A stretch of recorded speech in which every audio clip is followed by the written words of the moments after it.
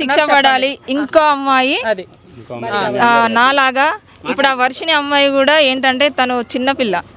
So తను ఏంటంటే తను లవ్ చూపిస్తాడు. ఎలా అంటే ఇక అది ఒక మీ నిజమైన ఆయన అంటాడు కదా అంగం అంగం అని, అంగం ఉన్నోళ్ళు కూడా చూపెట్టలేనంత ప్రేమ చూపిస్తాడు.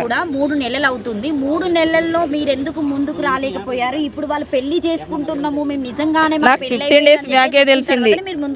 వర్షిని అనే అమ్మాయి 15 డేస్ బ్యాకే తెలుసు. మీరు వాళ్ళకి అంటే ఇది నిజం, ఇది జరిగిందని చెప్పేసి మీరు ఓపెన్ అయితేనే మిమ్మల్ని జనాలు రిసీవ్ చేయగలుగుతారు. నాకు వర్షిని అమ్మాయితో తిరుగుతున్నాడన్న సంగతి జస్ట్ నాకు 15-20 డేస్ బ్యాకే తెలుసు. అది తెలిసిన నాకు తెలీదు. నాకు ఆ అమ్మాయితోటి నేను అంతకుముందు నేను ఇది పట్టించుకోలేదు. జస్ట్ 20 డేస్ బ్యాక్ ఈ వర్షిని అమ్మాయి బయటకు రావడము, తర్వాత ఆమెను పట్టుకొని తిరగడము అదంతా నేను అడిగాను. కానీ పెళ్లి అనేది ఈ మధ్యన రిలీజ్ చేసిండ్రు కదా, అందుకే నేను ముందుకు వచ్చాను.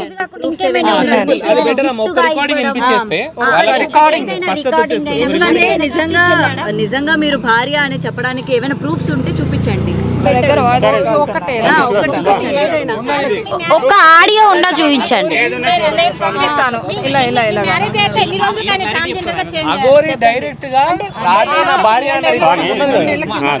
వీళ్ళ పరిచయం మీకు తెలుసా? తెలుసు తల్లి.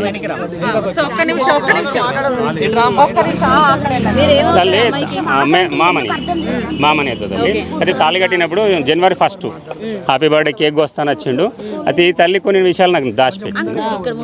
ఏం చెప్పిందంటే తల్లి మాట్లాడుతాను కదా, అది ఏం చెప్పిందంటే హ్యాపీ బర్త్డే కేక్ వస్తాను వచ్చిన తర్వాత ఈమెగా అవి ఒక దండలు అవి చూపెట్టినాం కదా అవి వేసింది.